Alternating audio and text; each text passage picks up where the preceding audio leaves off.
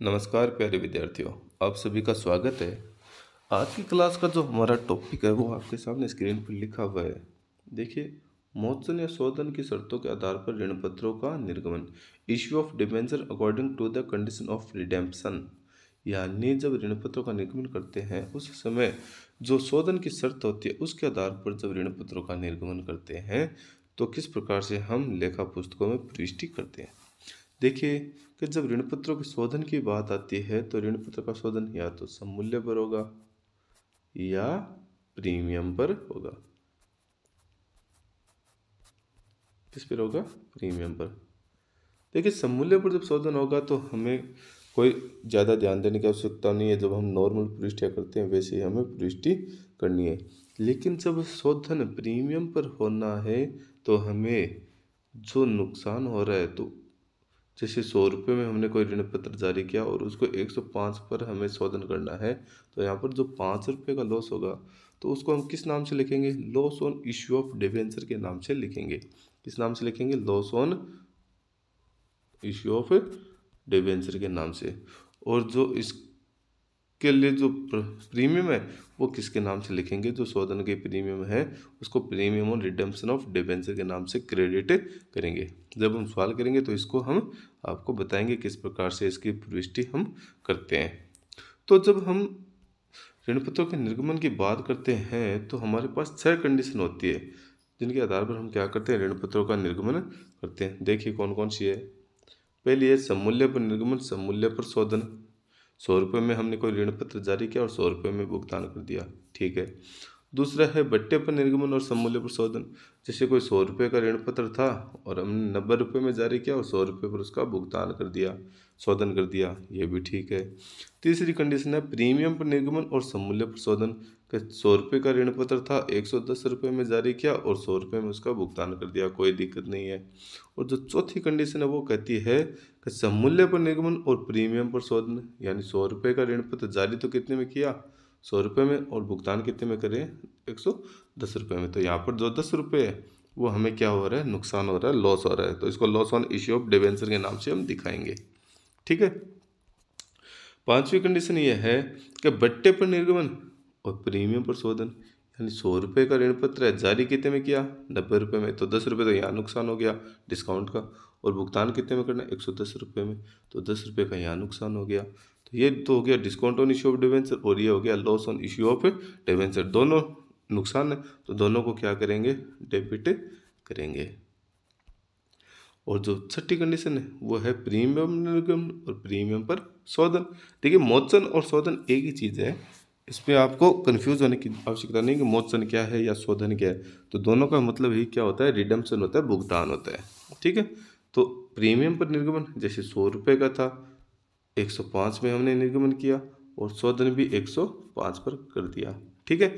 तो ये हो गया प्रीमियम पर निर्गमन और प्रीमियम पर मोचन। तो इन सभी कंडीशन को आप हम सवाल के द्वारा हल करके देंगे ताकि आपको आसानी से समझ में आ जाए। तो आपकी पुस्तक का जो उदाहरण संख्या 15 है वो हम करेंगे आज। तो उदाहरण संख्या 15 की बात करते हैं। तो उदाहरण संख्या 15 में जो पहली बिंदु है वो आपके सामने लिखा हुआ है।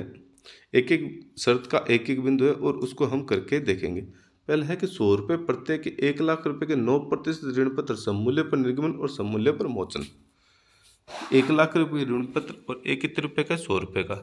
सममूल्य पर निर्गमन और सममूल्य पर शोधन। तो देखिए, जो जर्नल है वो मैंने सीधी बना दी है। आपको तो क्या करना है? इसका प्रारूप बना के फिर प्रविष्टियाँ करनी है भाई, ठीक है ना। प्रारूप बना के करनी है, मैंने सीधी कर दी। आप जर्नल का प्रारूप बना के करेंगे। तो पहले प्रविष्टि तो क्या होगी? Bank account debit to 9% debenture application and allotment account, कितना? 1,00,000 रुपये, ठीक है। फिर इसको हम किस में ट्रांसफर करेंगे? डिबेंचर में ट्रांसफर कर देंगे। तो 9% debenture application allotment account debit to 9% debenture account 1,00,000 रुपये। और नरेशन कर दिया application money transfer to 9% debenture account. Simple प्रविष्टि है, हम अभी तक करते आ रहे हैं, वही प्रविष्टि हमने की है, कोई दिक्कत नहीं है। ध्यान कहाँ रखना है कि जब शोधन प्रीमियम पर करना है तब आपको ध्यान रखना है, उसके अलावा आपको कहीं ध्यान रखने की आवश्यकता नहीं है। वही सामान्य प्रविष्टियाँ जो हम पीछे करते आए हैं वही आगे करेंगे। लेकिन जब ऋण पत्र का शोधन प्रीमियम पर हो तो आपको ध्यान रखने की आवश्यकता है। क्यों? क्योंकि ऐसी स्थिति में क्या हो रहा है, लॉस हो रहा है और उस लॉस को डेबिट करना है। ठीक है, चलिए आगे एक सवाल और देखते हैं। जो उदाहरण संख्या 15 है उसका दूसरा बिंदु कहता है, दूसरा सवाल कहता है कि 100 रुपये प्रत्येक पर 1 लाख रुपए के 9% ऋण पत्र 5% प्रीमियम पर निर्गमित किए, लेकिन शोधन सममूल्य पर किया गया। सममूल्य पर मोचन, तो मोचन और शोधन एक ही चीज है, चाहे शोधन लिख दो चाहे मोचन लिख दो, बात एक ही, रिडेम्पशन है। तो 100 रुपये का जो ऋण पत्र हमने निर्गमन कितने में किया, 105 में, और शोधन कितने में करें, 100 रुपये में।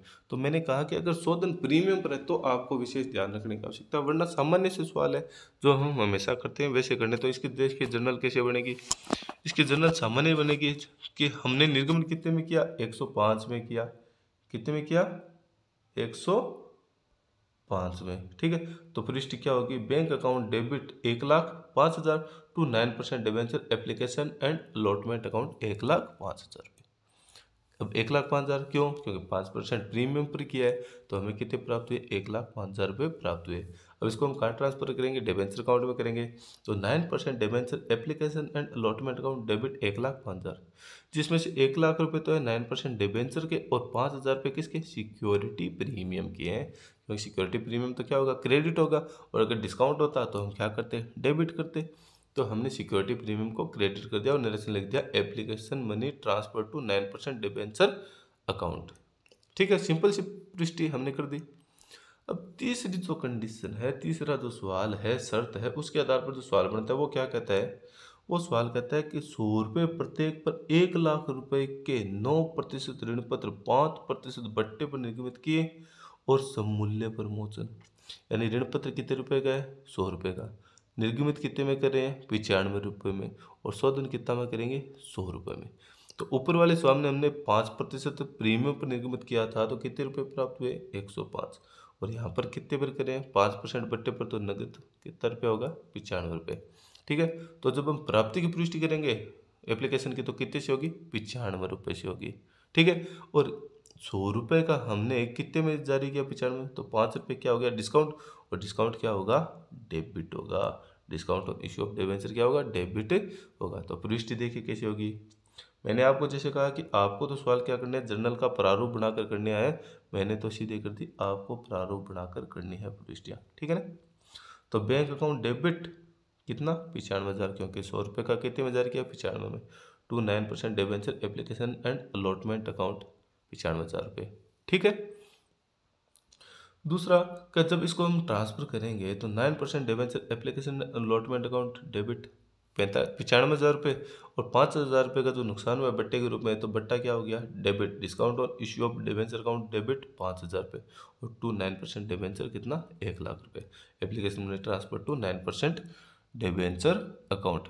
तो जो हमारे पास ऋण पत्रों के निर्गमन की जो शर्तें हैं, तो उसमें से 3 शर्तों की पालना हमने कर ली है कि जब ऋण पत्रों का निर्गमन सममूल्य पर और शोधन सममूल्य पर हो, जब ऋण पत्र का निर्गमन प्रीमियम पर और शोधन सममूल्य पर हो, जब ऋण पत्र का निर्गमन बट्टे पर हो और शोधन सममूल्य पर हो। तो ये 3 शर्तों के सवाल हमने इस क्लास में देख लिए। बाकी जो 3 शर्तें हैं उनके सवाल हम नेक्स्ट क्लास में देखेंगे।